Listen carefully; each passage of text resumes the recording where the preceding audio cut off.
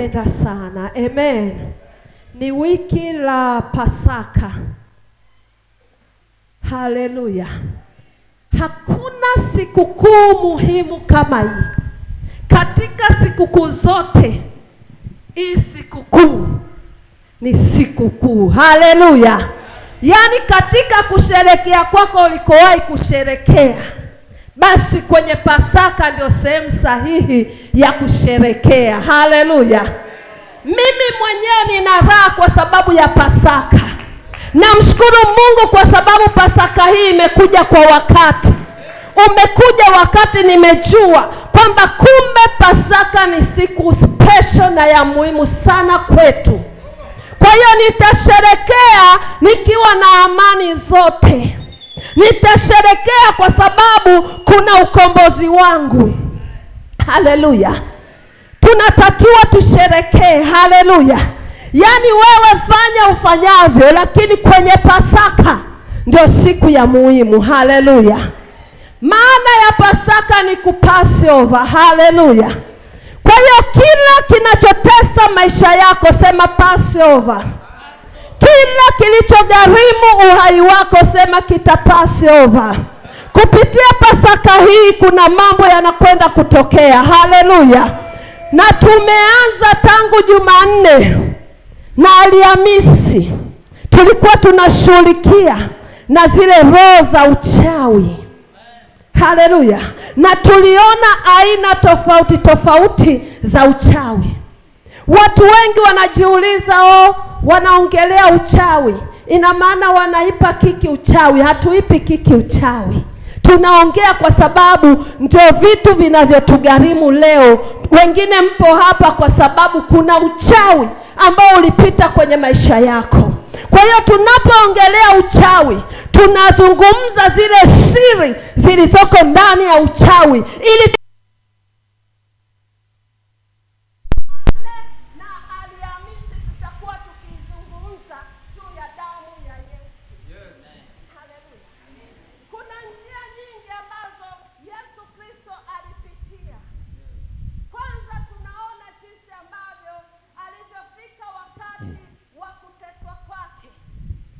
Haleluya. Wakati ulipofika wa mateso yake, roho yake ilikuwa ina huzuni. Alihuzunika, Biblia inasema kiasi cha kufa. Ilibidi aende kuomba. Kumbe wakati wa huzuni si wakati wa kulala.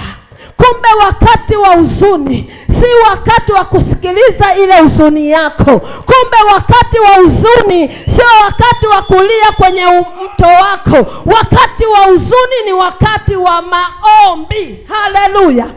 Yeye akapanda mlimani, kwenye mlima wa Mzeituni. Biblia inasema alipiga magoti. Yohana 19. Alipiga magoti pale, akaanza kuomba. Haleluya. Maombi ya mtu mwenye uchungu yanakuaga ni maombi ya nguvu sana. Haleluya. Nawaza nikijaribu kusoma, kuna sehemu walimrekisha hata akala. Maana walimtoa mzoba, alikuwa kwenye bustani akiwa anaomba pale Getsemane. Ndio wakati huo amemaliza kuomba, ghafla Yuda na msafara wanakuja. Haleluya. Hajala.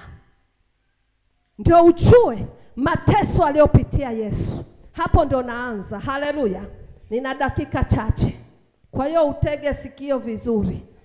Hapo ninaanza, picha linaanza. Haleluya. Haleluya. Sasa anza kuona kama unaiangalia movie vile. Hajala, ametoka kuomba, ana maumivu kwa ajili yako na kwa ajili yangu. Alafu wamemkamata, wamemchukua, wamempeleka kwa wakuu wa sinagogi. Wanamshtaki kule, wanasema huyu wanapotosha nchi yetu, wanaharibu watu wetu, wanazungumza eti yeye ni mfalme. Kuna mfalme zaidi yako. Haleluya. Ndio uone jinsi adui akiamua kukushtaki mahali lazima awe na evidence, vigezo, kwamba huyu tumemleta kwa sababu gani. Haleluya. Hatua ya pili, wanampiga. Haleluya. Na kuna mahali kwenye ile Yohana ile 19 Biblia inasema walimpiga konde. Haleluya. Konde ni nini? Ni ngumi. Wakamtemea mate, wakavua nguo zake, wakamvisha nguo za zambarau, wakamfunga macho, wakamwambia tabiri aliyekupiga.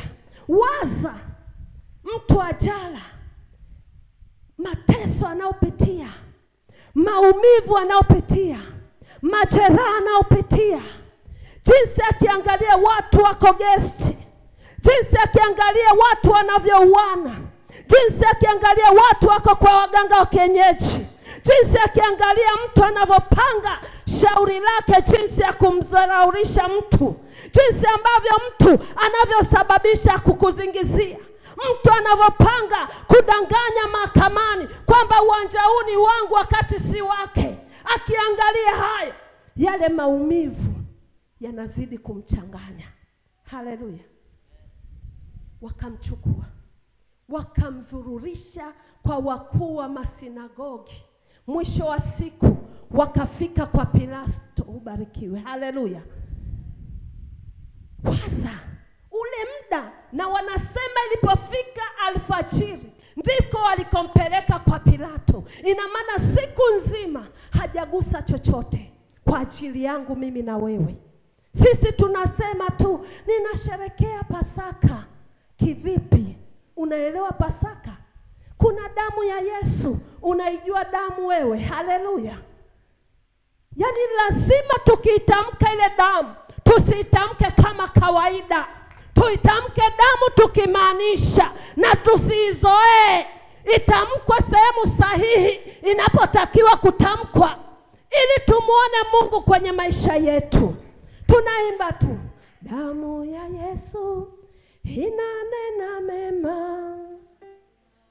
Si unaona watu hata hawaitiki. Kwa hiyo kuna vitu unapoimba wimbo, maanisha kwamba huyu ninayeimba alifanya nini kwangu. Alafu utaona ile nguvu ya damu ya Yesu itaingia kwako, itaanza kuondoa tatizo, itaanza kuponya majeraha, itaanza kutengeneza uzima ndani yako, itaanza kukuinua, itaanza kukutia nguvu. Hata kama ulikuwa umelia kiasi gani, utaanza kusikia raha. Kilio chako kitageuka kulia kwa ajili ya uthamani wa ile damu. Haleluya. Lazima tuthamini. Yesu alikufa kwa ajili yetu, alitukomboa. Haleluya. Lazima tumwambie Bwana, tutaithamini damu yako kweli kweli, kwa sababu tumejua. Haleluya. Na Jumanne tutaiongelea hii damu vizuri sana, ili ujue unapotamka damu ya Yesu unamaanisha. Hatutaitamka tu kwamba pokea damu ya Yesu, kunywa damu ya Yesu. Umetoka kuzini huko, tutakunywaje damu ya Yesu? Haleluya. Tubadilike, tumrudie Kristo. Muda ni mchache. Haleluya. Tuangalie msalaba, ndio asili ya wema wote. Haleluya. Kwa hiyo huu mwili ulikuwa ukitegemea msumari. Ni mateso kiasi gani? Msumari ndio unabeba mwili mzima. Ni maumivu kiasi gani ambao alipitia Mwokozi kwa ajili yetu. Haleluya. Na nikuulize swali, mtu yuko juu, kuna pumzi inapungua. Kwa hiyo Yesu hata alipokuwa akiongea, alikuwa anaongea kwa shida fulani hivi. Haleluya. Lakini ili aweze kufikisha message, lazima azungumze. Haleluya. Tuna njia nyingi ambazo tunapaswa kuzifahamu, tunapaswa kuzielewa kwa ajili ya kuthamini hii siku ambao ni siku kuu nzuri sana, na nataka tuisherekee tukiwa tunamaanisha mbele za Bwana. Haleluya. Haleluya.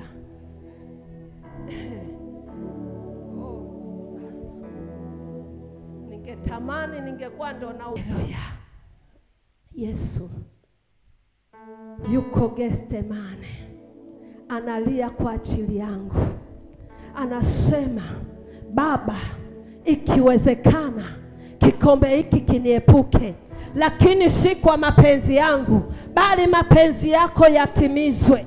Wakatokea malaika wakamtia nguvu, akaamka, akaenda akawakuta mitume wamelala, akawaambia, mbona mmelala? Amkeni muombe, msije mkaingia majaribuni. Wakati wa maumivu yako, sio kila mmoja anaumia kwa ajili yako. Unapoumia wewe, simama kama wewe. Unaweza ukatamani mtu akuombee, wakati huo mwenzio hana mzigo wa kukuombea. Inuka mwenyewe, omba mwenyewe. Yesu aliomba mwenyewe, alitufundisha kuna wakati unapitia, lazima usimame mwenyewe. Kwenye ugumu huo, mwambie Bwana anatosha. Malaika wako kwa ajili ya kukusaidia, malaika wako kwa ajili ya kukutia nguvu. Wingu la utukufu liko kwa ajili yetu, na ndio maana pamoja na ni miaka 40 jangwani, lakini wingu la Bwana lilienda pamoja nao. Japokuwa ni miaka 40 jangwani, lakini nguzo ya moto ilikuwa pamoja nao. Pamoja na njaa yote, lakini walikula mana jangwani. Kuna mana. Haleluya. Haleluya. Tumishi mmoja akasema, mama, sikujua huduma ni ngumu kiasi hiki. Nikamwambia, kivipi? Akasema, kuna wakati hatuna pesa.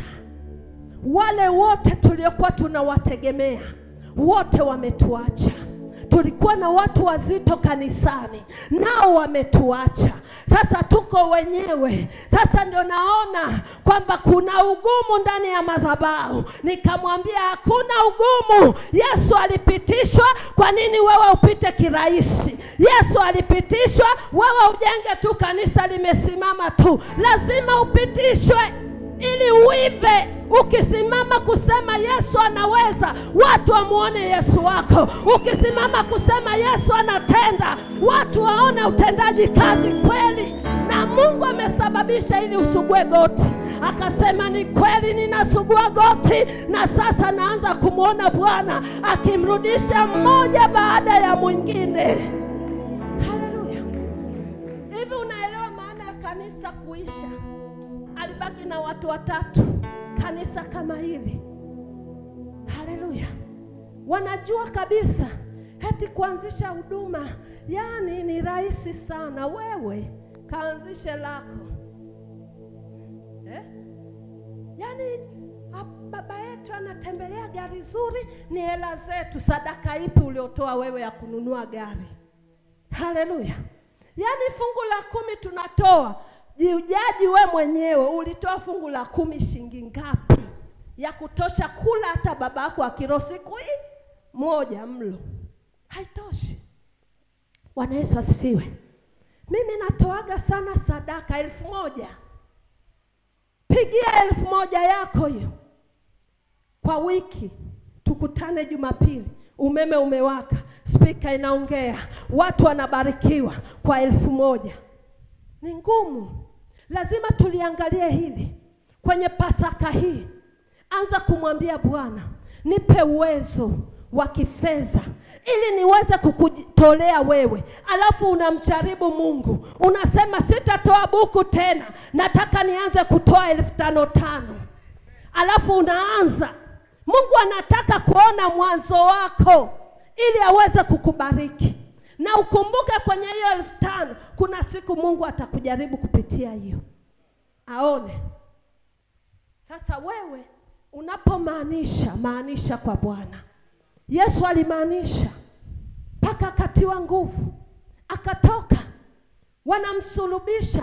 Kabla ya kusulubishwa, kumbuka ameshapigwa mabao, ameshatemewa mate, ameshazungushwa kichwa, ameshapigwa, akapelekwa kwa Pilato. Pilato naye akampiga mijeledi ili amwokoe. Kuna wakati kuna watu wanatamani kukuokoa, lakini ili ufikie kile kiwango ambacho Mungu anataka, lazima upite kwanza. Haleluya. Haleluya.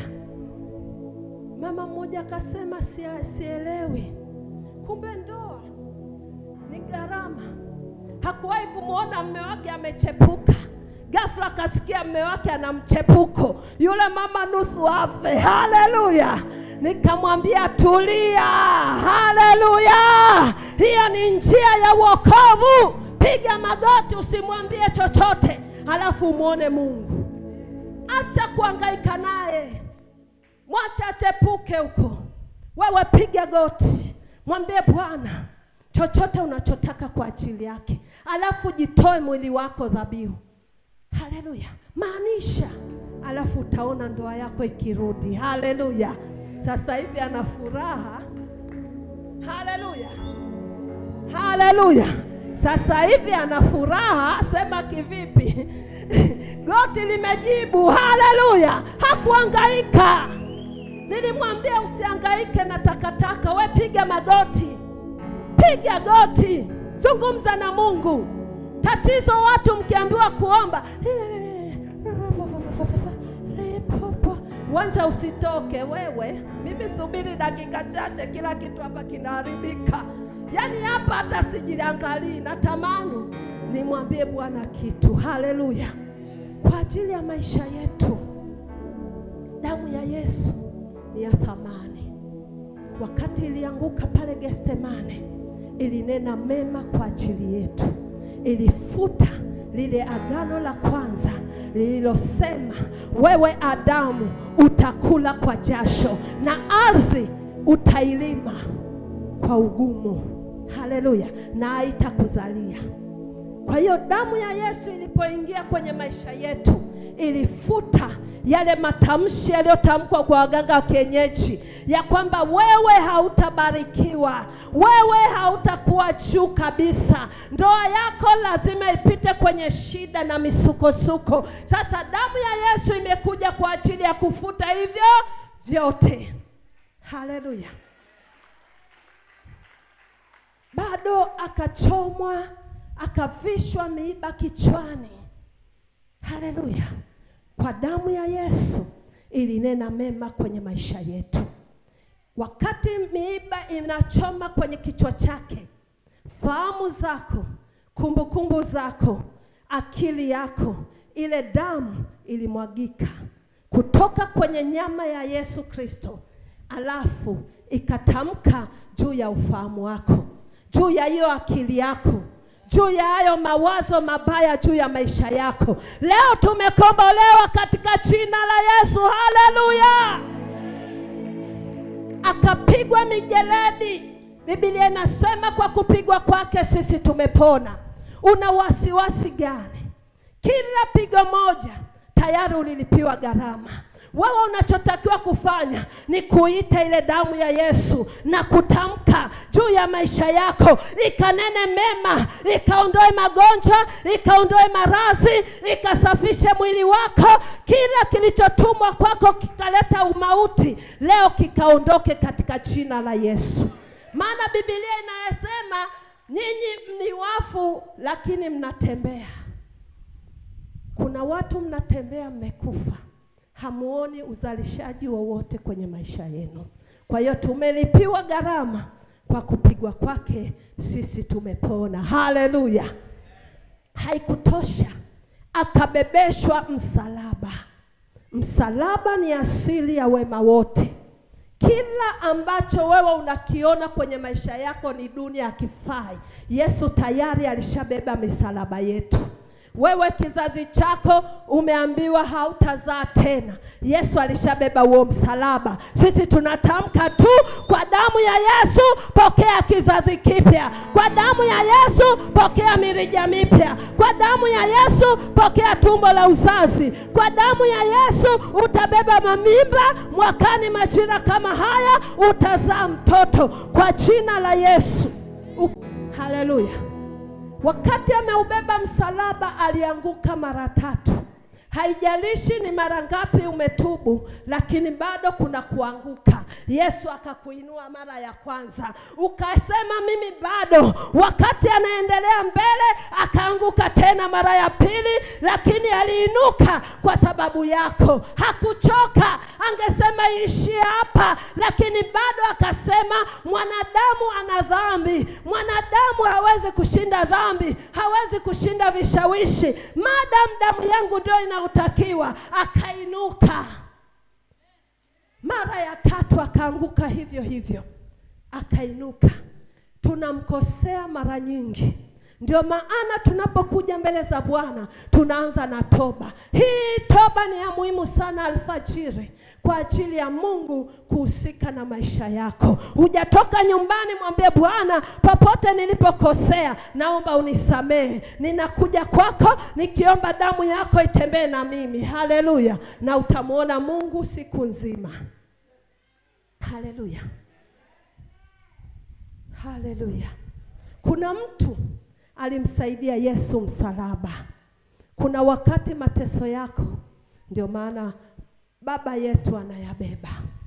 Usifikiri unapomwambia Baba ninaumwa, yeye kuna roho wa maarifa ndani yake, ule ugonjwa unarudi kwake. Kwa hiyo anaanza kutamka kwako, pokea uponyaji, uovu unaingia kwake. Kwa hiyo yeye ndo anaendelea kujitakasa mbele za Bwana kwa ajili yako, na uponyaji unapita kwako katika jina la Yesu. Yuko mtu ambaye atasimama kwa ajili yako hata kama atake asitake. Ukimwita Mungu, kuna watu Mungu anawatuma kwa njia usizozijua. Haleluya. Malaika ni wengi, anaweza kukusaidia. Bwana Yesu asifiwe. Namaliza kwa sababu ya muda. Haleluya.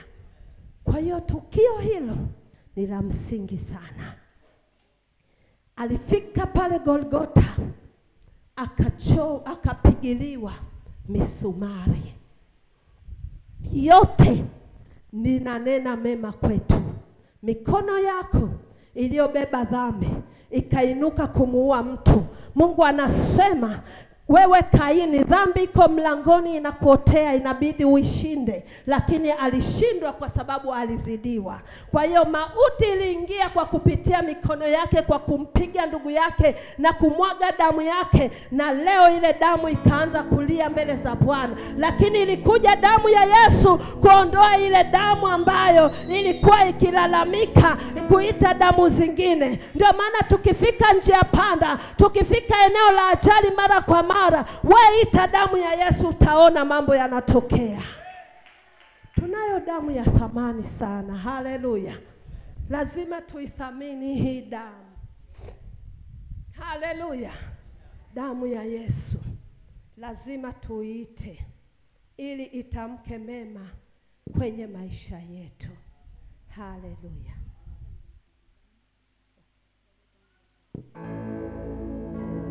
Haleluya. Huyo ndio Mungu. Haleluya. Damu ya Yesu inanena mema. Damu ya Yesu inanena mema.